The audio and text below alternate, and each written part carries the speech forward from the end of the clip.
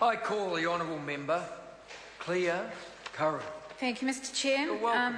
Pleasure to speak in the committee stages of this bill, this big kahuna bill, which is what it's been described as. And I was just looking at the second reading speeches on this bill, and at that stage the bill was 500 pages, and now it appears that it's 700 pages.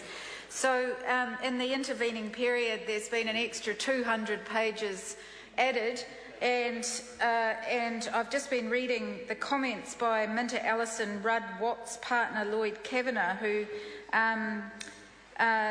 was asked whether it was the big kahuna of financial markets reform, and who agreed with that sentiment. And he said that it's a complete rewrite of New Zealand's securities law, and replaces the current Securities Act of 1978, which has obviously been around for more than 30 years. So this is a back to basics fundamental change, and indeed is a big kahuna of a bill. And I actually don't have the whole bill in front of me, but I think it has been also described as a door stopper.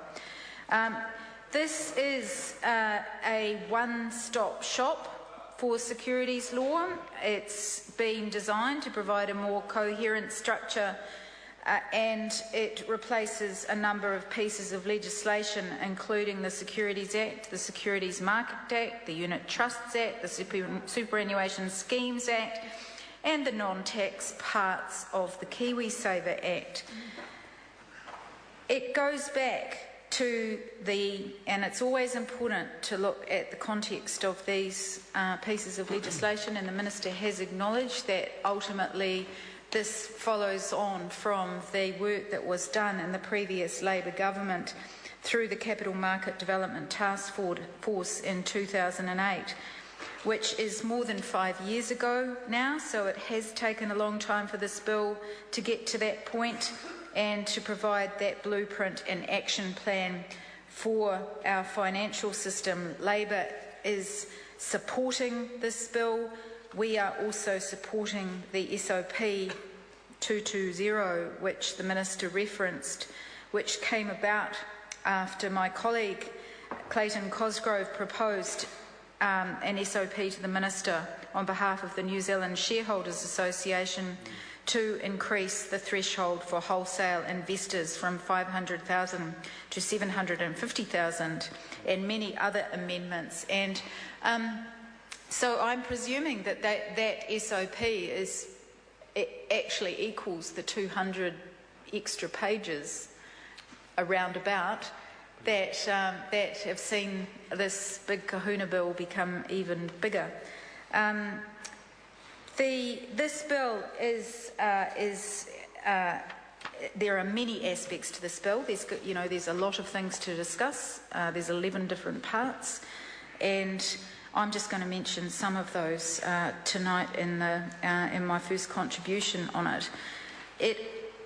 Firstly, regulated financial products are going to be categorised as equity securities, debt securities, managed investment products and derivatives, which are based on the economic substance of the financial product and not just its legal form. There's an exceptionally important requirement in this bill for issuers to prepare a prospectus and investment statement. That will be replaced with a requirement to prepare a single product disclosure statement tailored to retail investors. And this I'd just like to highlight as one of the single most important outcomes of this process. That means that for retail investors, these are the ordinary investors, and this is one of the reasons that we've gone through this process, is that the document that they get will contain all the information that they need to make basic investment decisions. This harks back to the financial collapses and the impact that that's had on ordinary investors in New Zealand, right throughout New Zealand, and the absolute critical importance of people who are investing in a company to have that basic information and to be able to, Mr Chair, to be able to trust that information. For analysts and experts, they'll be looking to an online register, which is like a website, and that will be also critically important because transparency is a really important factor in this bill. It underpins it, and there was an enormous amount of discussion around how to ensure that there could be trust in this system and trust for the ordinary investors, the everyday investors out there. The bill also beefs up the Financial Markets Authority's powers. It has a new role to licence fund managers and the providers of discretionary investment management services, and it also provides a new liability framework with the decision that criminal law, and it introduces criminal law reserved for conduct where there is knowing or reckless behaviour, and also a greater use of civil remedies. But that criminal law component to this, for the reckless knowing and reckless behaviour, that is providing also an exceptionally important criminal aspect, which means that the people who have rorted the system in the past have put up prospectuses that have told people to invest in companies that have not been able to prove trustworthy, that have put up celebrity endorsements around those prospectuses and sucked in those ordinary everyday investors. Though that behaviour will no longer be tolerated, whether that is knowing or reckless, and there will be significant criminal penalties as a result.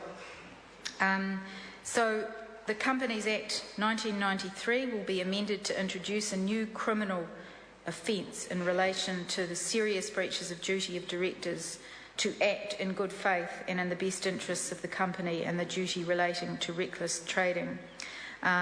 As I said, there will be additional powers granted to the Financial Markets Authority, such as the power to designate financial products and make no action statements, and the current regulatory regime for exchanges will be replaced with a licensing regime for significant non-wholesale markets. Labor started that financial markets reform process. We are very pleased to see that the government is continuing that good work. I do want to acknowledge Leanne Dalzell, who set up the Capital Markets Development Task Force in 2008 to develop a blueprint and action plan for the development of New Zealand's financial system. This is an important part of her soon-to-be legacy in this Parliament, and is something that we should acknowledge, and that we are pleased that the government is starting to act on the recommendations in the task force's report, one of which was a single market regulator. This work has taken up the work of the Commerce Select Committee for some years now, on and off. There's been an enormous amount of work go into it by officials. I want to acknowledge the officials in the House tonight. Very impressive, and all respect to you. There's going to be a lot to talk about on this bill tonight, and I look forward to taking another call. Mr. Chair. I call the Honourable Member Dr. David Clark.